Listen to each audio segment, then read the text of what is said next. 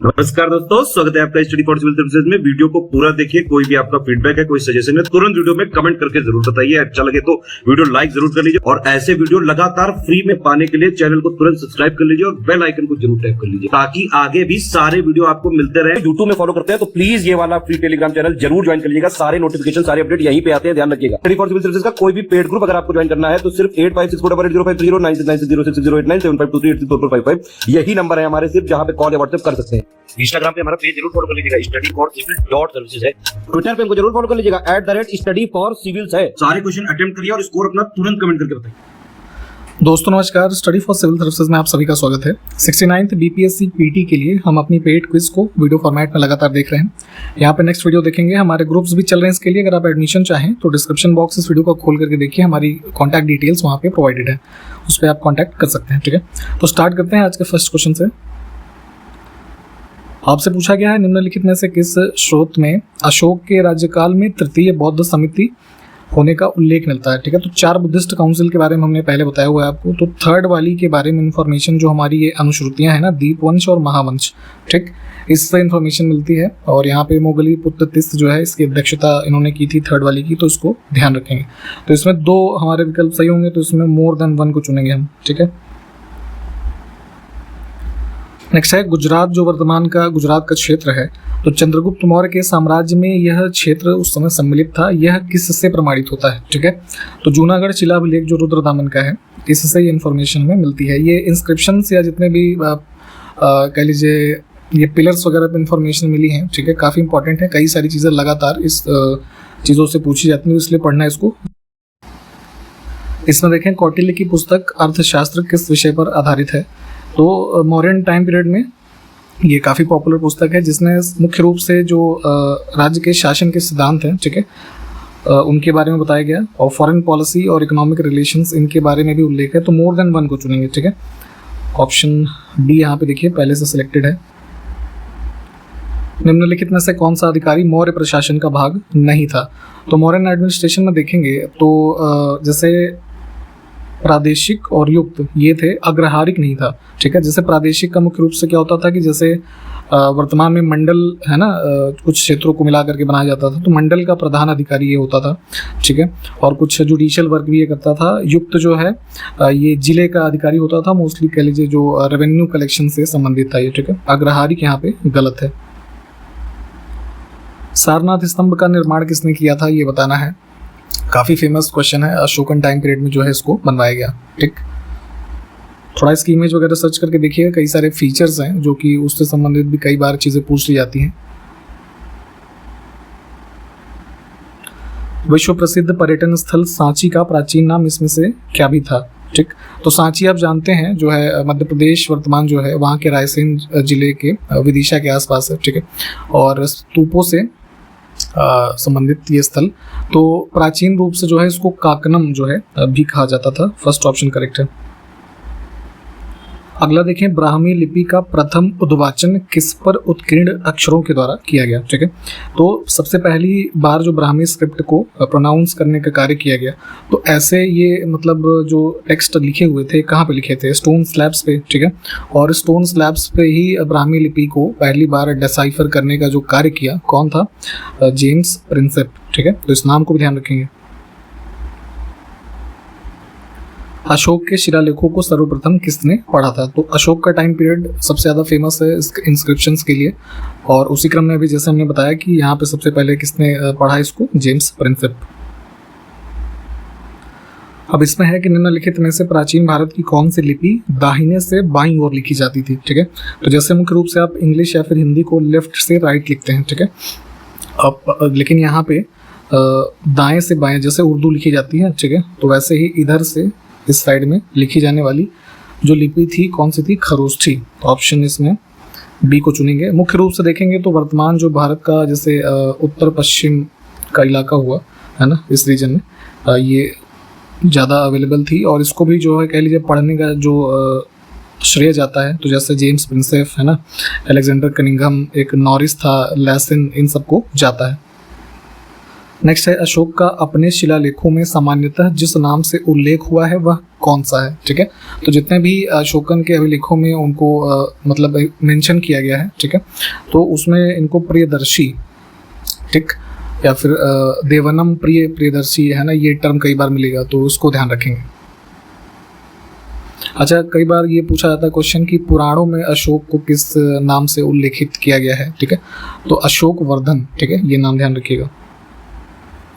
निम्नलिखित अभिलेखों में से किस लेख में अशोक नाम उल्लिखित है, ठीक है, तो यहाँ पे जो ऑप्शंस दिए हुए हैं ये आपका मास्की लघु शिलालेख जो है ऑप्शन फर्स्ट, ठीक है, कहाँ पे है ये, रायचूर कर्नाटका में, ठीक है, वहाँ पे अशोक नाम इस इंस्क्रिप्शन में लिखा हुआ है। अब एक और लघु शिलालेख है गुर्जरा, ठीक है, इसमें भी अशोक का नाम उल्लेख किया गया है। ये कहाँ पर स्थित है, तो ये जो है मध्य प्रदेश के दतिया जिले में है ना, इसकी लोकेशन है। कलिंग युद्ध की विजय तथा क्षतियों का वर्णन अशोक के किस शिलालेख में किया गया है, ठीक है, तो जो 13वां शिलालेख है इनकी, ये देखिए इंस्क्रिप्शंस की लिस्टिंग जो है उसके कुछ इंपॉर्टेंट फाइंडिंग्स है, ये पूरा आप डिटेल में पढ़िएगा। उसी क्रम में यहाँ पे जो 13th शिलालेख है उसमें जो कलिंगा वॉर हुआ अराउंड 261 BC में, ठीक है, जिसमें ये जीत तो गए थे लेकिन बहुत ज़्यादा लोगों की मृत्यु हुई है ना, और इन सब घटनाओं से अशोक काफ़ी जो है दुखी हुए और उसके बाद इन्होंने जो है यहाँ पे ये सब चीज़ें फिर त्याग दी। तो उसी के बारे में इंफॉर्मेशन ये 13th यानी ऑप्शन सी जो है इससे हमें मिलती है। अगला है वर्तमान नगर पालिका प्रशासन का कौन सा कार्य मौर्य काल से जारी है, ठीक है, तो देखिए इतने एंशिएंट टाइम से लेकर के अब तक में जो हमें कॉमन चीज़ मिलती है ना, वो है registration of birth and death. उस काल में भी ये चीज़ें जो है छोटे लेवल पे होती थी और आज भी देखेंगे तो हमारा जो म्यूनसिपल लेवल पे बर्थ और डेथ का रजिस्ट्रेशन होता है, ठीक, तो ये चीज़ कॉमन है, तो ऑप्शन सी को चुनेंगे। मौर्य सम्राटों के द्वारा किए गए विकास के बारे में निम्नलिखित में से कौन सा कथन सही नहीं है, ठीक है, और मौर्य एम्परर जो हुए उनकी विशेषता ये रही कि उनके काल में आप देखेंगे तो संस्कृति, कला व साहित्य है ना, ये चीज़ें काफ़ी बढ़ी, ठीक है। हिंदुकुश माउंटेन जो यहाँ पे लिखा है ना, इधर नॉर्थ वेस्ट में, वहाँ तक शासन इन्होंने जो है काफ़ी फैलाया और प्रोविंशियल डिवीज़न भी था इनके शासन में, ठीक है, जैसे उत्तरापथ, कलिंग, दक्षिणापथ, ये सब जो नाम होते थे है ना प्रांतों के। लेकिन इसमें गोल्ड कॉइन्स के लिए इनको श्रेय नहीं जाता है। गोल्ड कॉइन्स को देखेंगे तो उस समय प्रचलित करने का श्रेय जो है इंडो ग्रीक जो रूलर्स हुए, ठीक, उनके लिए एसोसिएटेड है। अगला है भाग एवं बलि प्राचीन भारत में इसमें से किसके स्रोत थे, ठीक है, तो एंशिएंट इंडिया में देखेंगे मोस्टली वही मौर्यन टाइम पीरियड पे अगर देखें तो सोर्सेज ऑफ रेवेन्यू थे, ठीक है। होता क्या था कि मतलब इस टाइम पीरियड पे जो राजा होता था, ठीक है, तो सारे जितने भी उसके क्षेत्र में भूमि है उसका मालिक उसको माना जाता था और उसके उत्पादन पे, उन भूमि के उत्पादन पे एक भाग है ना जो है उनको डेजिग्नेट किया जाता था। तो उसी में दो प्रकार के कर, भाग और बलि, ठीक है, ये सब थे। मौर्य काल में भूमि कर जो कि राज्य की आय का मुख्य स्रोत था किस अधिकारी के द्वारा एकत्रित किया जाता था, तो जैसे अभी हमने ऊपर बात की तो कृषि भूमि का अध्यक्ष होता था सीताध्यक्ष, ठीक है, और सीताध्यक्ष जो है वही भूमि कर जो है उसको वसूलने का कार्य करता था।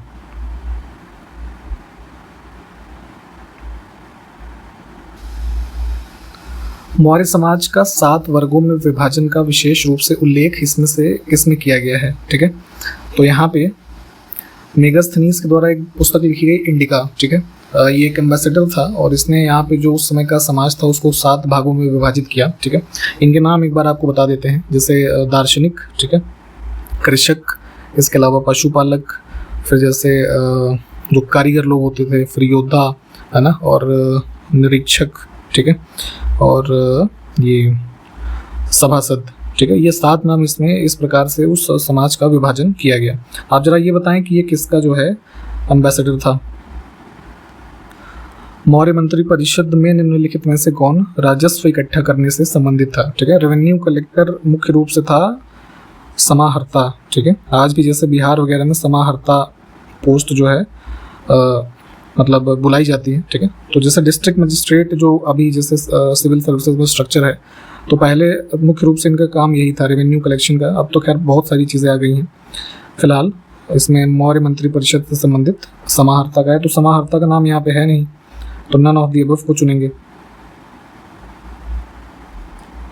वह स्रोत जिसमें पाटलिपुत्र के प्रशासन का वर्णन उपलब्ध है, तो यही मेगास्थनीज की इंडिका में ही जो है ये प्रशासन उल्लिखित है। मौर्य काल में टैक्स को छुपाने यानी कि चोरी करने, जैसे आज भी होता है, कई लोग टैक्स जमा नहीं करते हैं, ठीक है, तो इनमें से क्या दंड दिया जाता था उनको? तो उस समय तो खैर मृत्यु दंड का प्रावधान था। मौर्य काल में सीता शब्द से क्या तात्पर्य है? तो अभी जैसे हमने ऊपर सीताध्यक्ष की बात की थी, ठीक है, तो income received from state land, ठीक, इसके बारे में ये है। किसके शासनकाल में मेगास्थनीज भारत आया था? ठीक है, अभी हमने ऊपर भी जैसे बात की थी, तो चंद्रगुप्त मौर्य के शासनकाल में। निम्नलिखित प्राचीन भारतीय अभिलेखों में से कौन सा एक खाद्यान्न को देश में संकट काल में उपयोग हेतु सुरक्षित रखने के बारे में प्राचीनतम शाही आदेश है? ठीक, तो ये इंफॉर्मेशन सोगौरा ताम्रपत्र जो है इसके बारे में है। नेक्स्ट है, निम्नलिखित में से अशोक के किस अभिलेख में पारंपरिक अवसरों पर पशु बलि पर रोक लगाई गई? ऐसा लगता है कि यह पाबंदी पशुओं के वध पर थी। ठीक है, तो ये इंफॉर्मेशन मिलती है ये स्तंभ अभिलेख 5th से। इसकी लिस्टिंग प्लीज देखिएगा, जैसे सब के बारे में कुछ ना कुछ विशेष बातें हैं। अगला है, निम्नलिखित में से किस दक्षिणी राज्य का उल्लेख अशोक के अभिलेखों में नहीं है? ठीक है, तो यहाँ पे जैसे जो नाम लिखे हैं चोल, पांड्य, है ना, सत्यपुत्र, तो इन सब के बारे में मिलता है, लेकिन जो सातवाहन शासक हुए, ठीक है, उनकी इंफॉर्मेशन नहीं मिलती, तो उसको ध्यान रखेंगे। ऑप्शन फिलहाल इसमें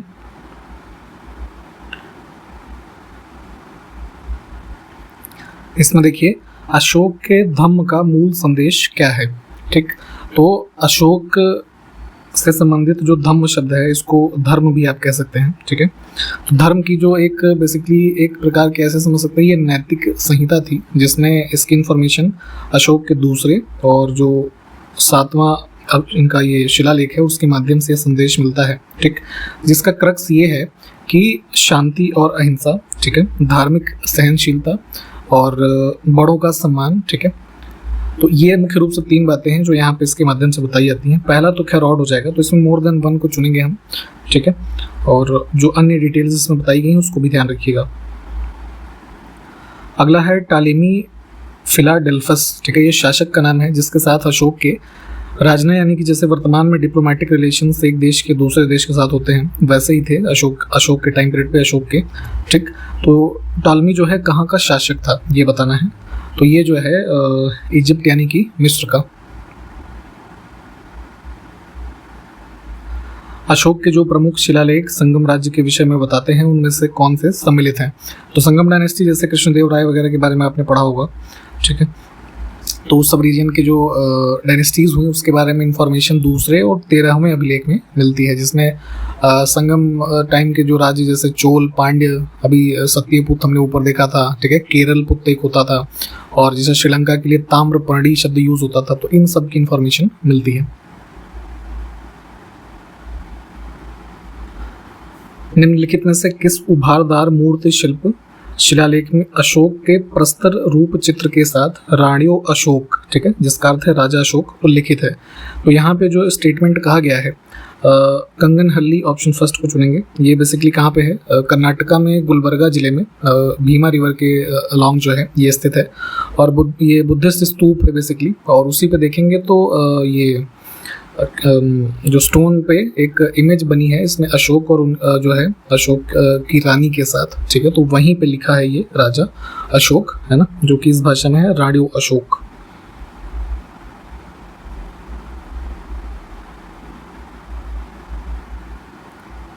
अब देखें यहाँ पे ब्रिक्स देशों में सबसे ज्यादा नगरीकृत देश कौन सा है? ठीक, तो ब्रिक्स में 5 देश हैं, आपको पता होना चाहिए, ब्राजील, रशिया, इंडिया, चाइना और साउथ अफ्रीका।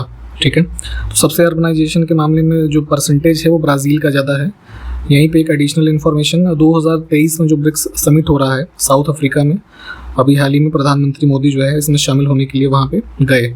ठीक, तो इस चीज़ को भी ध्यान रखना है करंट अफेयर्स के इशू से। और यहाँ पे बी विकल्प देखिए, जो सेंसस होता है इंडिया में, ठीक है, तो होम मिनिस्ट्री कंडक्ट कराती है, तो उसी क्रम में कुछ हमारी परिभाषाएं होती हैं, जैसे उसी में से एक है कि जनगणना नगर, सेंसस टाउन, अर्बन एंग्लोमरेशन, है ना, कई सारे ऐसे टर्म्स होते हैं, उसकी अलग अलग डेफिनेशन होती है। तो किसी भी शहर के लिए, है ना, क्या मानदंड है कि उसको सेंसस टाउन जो है कहा जाए।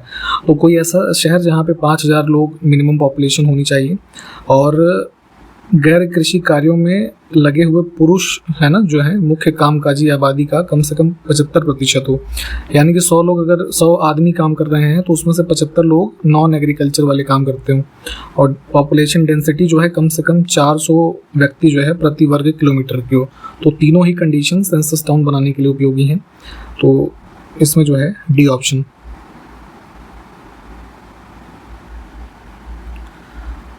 अगला है सार्क देशों में सबसे कम शहरीकृत देश कौन सा है। ठीक है, सार्क कंट्री जितनी भी है, जो South Asian Association of Region Cooperation है, तो उसमें जितने भी देश हैं उसमें श्रीलंका में अर्बनाइजेशन सबसे कम है।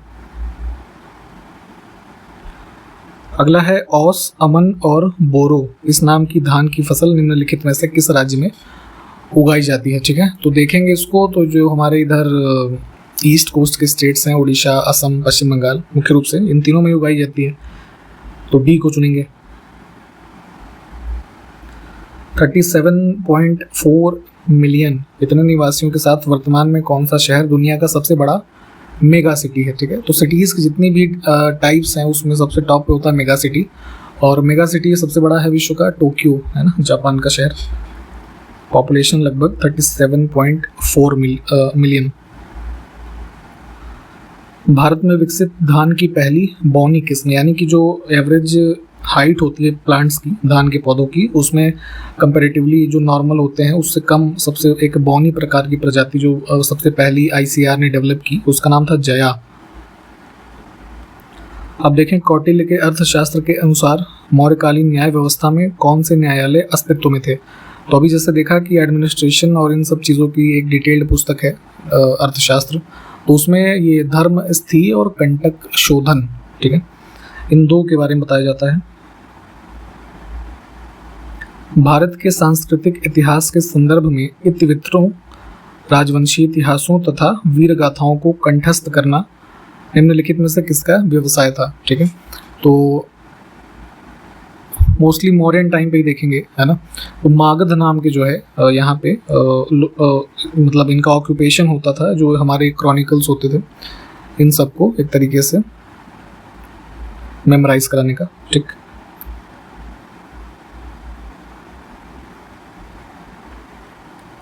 अगला है गांवों के शासन को स्वायत्त शासी पंचायतों के माध्यम से संचालित करने की व्यवस्था का सूत्रपात किसने किया। तो जैसे अभी वर्तमान में आप जो पंचायती राज सिस्टम इंडिया में देखते हैं, तो एंशिएंट टाइम्स देखें किसने विलेज लेवल पे ऑटोनॉमस पंचायत के माध्यम से वहाँ के गवर्नेंस को इनिशिएट करवाया। तो द्रविड़ यानी कि जो साउथ इंडिया मुख्य रूप से वहाँ के शासक हुए, ठीक है, उनको इसका श्रेय जाता है। प्राचीन भारत के निम्नलिखित ग्रंथों में से किसमें पति के द्वारा परित्यक्त पत्नी के लिए विवाह विच्छेद की अनुमति दी गई है। ठीक है, तो मान लीजिए कोई महिला है और उसको उसके पति ने जो है एक तरीके से छोड़ा हुआ है, जैसे कई सारे केसेस में होता है, तो उस स्थिति में डाइवोर्स की जो एक व्यवस्था की डिटेल दी गई, ठीक है, इसको भी अर्थशास्त्र में ही बताया गया था। ठीक है, तो यहाँ के जो विकल्प हैं ये नहीं होंगे, नन ऑफ द अबव को चुनेंगे हम। गेहूं की फसल से संबंधित रस्ट नामक रोग के 3 प्रकार होते हैं, इसमें से कौन सा एक नहीं है। तो गेहूं की फसल में मुख्य रूप से फंगस के द्वारा एक ये होने वाली बीमारी है रस्ट, इसको ध्यान रखेंगे। देखिए, येलो रस्ट होता है, ब्राउन रस्ट होता है, ब्लैक रस्ट होता है, लाल नहीं होता। ठीक, अब इसमें जैसे क्लासीफाई कैसे करते हैं इसको, तो जैसे जो ब्राउन रस्ट है, ठीक है, उसको क्या बोलते हैं, लीफ रस्ट, यानी कि जो लीव्स में होगा। ठीक, ये येलो रस्ट जो होता है ये होता है आपका उसमें स्ट्राइप रस्ट बोलते हैं इसको। ठीक है, और जो ब्लैक रस्ट होता है, ठीक, वो स्टेम रस्ट। निम्नलिखित में से किसमें पुनर्विवाह वर्जित है। तो एक बार अगर शादी हो गई है तो दोबारा शादी आप नहीं कर सकते किसी भी स्थिति में। तो ये इन्फॉर्मेशन या इसके बारे में सूचना जो मिलती है मनुस्मृति से। ठीक है, अगला है पिएत्रो डी क्रेसेंजी। ठीक है, ये इसमें से किसके जनक हैं। तो कई सारी चीज़ों के जो आप अग्रणी जो लीडर रहे उसको कह लीजिए, उसको आगे बढ़ाने में उसके फादर या जनक के रूप में आप जानते हैं। तो उसी क्रम में हमारी एग्रीकल्चर की जो एक ब्रांच है एग्रोनॉमी, ठीक है, सस्य विज्ञान, इसके जनक माने जाते हैं पिएट्रो डी क्रेसेंजी। ठीक है, एग्रोनॉमी में क्या होता है, मुख्य रूप से हम क्या करते हैं, जो हमारी क्रॉप प्रोडक्शन है और सॉइल मैनेजमेंट, ठीक, इसके बारे में ये एक प्रकार की साइंटिफिक ब्रांच है एग्रीकल्चर की। ठीक, अगला है विदेशियों को भारतीय समाज में मनु के द्वारा दिया गया सामाजिक स्तर क्या था। तो मनुस्मृति के अनुसार फॉरेनर्स को इंडियन सोसाइटी में फॉलन छत्री, है ना, वाद्य छत्री जो है, इसके रूप में जो है रेफर किया गया है।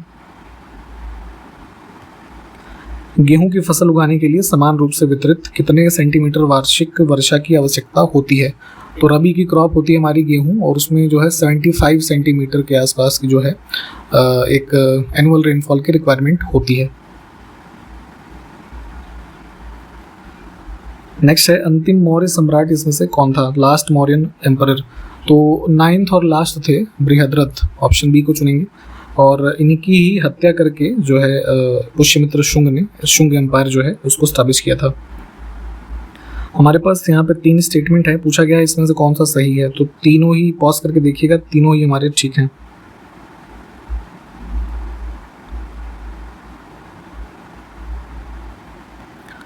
इसमें गलत युग्म का चयन करना है। कुछ हमारे रीजनल डांसेस लिखे हैं जो संबंधित स्टेट में पॉपुलर हैं काफ़ी, तो उसमें से गलत है लावनी। ठीक है, ये परफॉर्म किया जाता है मुख्य रूप से महाराष्ट्र में।